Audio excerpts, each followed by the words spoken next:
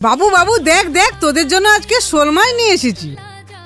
আজকের না তোদেরকে এই শোল মাছটা পুড়িয়ে পকড়া বানিয়ে খাওয়াবো। এই বর্ষাকাল নেমে গেছে বলে বৃষ্টি বন্ধ হওয়ার নামই ধরছে না। সারা রাত ধরে এত বৃষ্টি হয়েছে যে পুকুর ডুবে সব মাছ উঠে চলে গেছে। তাই সকাল সকাল আমি পুকুর পাড়ে গিয়ে দেখি না একটা শোল মাছ জালের মধ্যে লেগে আছে। ওই শোল মাছটাকে আমি জাল থেকে ছাড়িয়ে নিয়ে এসে ছাই মাখিয়ে শোল মাছটাকে আমি ভালো করে কেটে নেব। তারপর ওই শোল মাছটাকে পরিষ্কার জলে ভালো করে ধুয়ে সর্ষের তেল দিয়ে শোল মাছটাকে ভালো করে মাখিয়ে আঁচের উপর একটি জালি রেখে শোল মাছটাকে ভালো করে পুড়িয়ে নেব, এপাশ ওপাশ উল্টে পাল্টে করে। তারপর শোল মাছটা পোড়ানো হয়ে গেলে আঁচ থেকে নামিয়ে একটি পাত্রে রেখে শোল মাছের পুড়ে যাওয়া কালো ছালগুলোকে ছাড়িয়ে একটি চামচ দিয়ে এই শোল মাছটার কাঁটা আর মাছটা আলাদা করে নেব। তারপর একটি লেবুর রস, আদা রসুনের পেস্ট, জোয়ান, গরম মশলা, হলুদ গুঁড়ো, কাশ্মীরি লঙ্কার গুঁড়ো, ধনে গুঁড়ো, জিরে গুঁড়ো, 1 চামচ হিং, স্বাদ মতো লবণ, 2 চামচ কাসুন্দি, কর্নফ্লাওয়ার আর লঙ্কা বাটা দিয়ে মাছগুলোকে ভালো করে মাখিয়ে একটি ডো বানিয়ে নেব। তারপর ওই ডোটাকে ছোট ছোট করে কেটে 2 হাত দিয়ে আঙ্গুলের মতো গোল গোল করে নেব। তারপর আঁচে কড়াই বসিয়ে কড়াইতে সাদা তেল দিয়ে তেলটাকে গরম করে একটা একটা করে সবগুলো মাছের পকোড়া দিয়ে আমি উল্টে পাল্টে ভালো করে লাল লাল করে ভেজে নেব। তারপর সান্তা দিয়ে শোল মাছের পোড়া পকোড়াগুলোকে তুলে আমি একটা পকোড়া কাসুন্দি দিয়ে খেয়ে দেখলাম, সত্যি বন্ধুরা অনেক দুর্দান্ত হয়েছিল। আমার তো খুব ভালোই লেগেছে।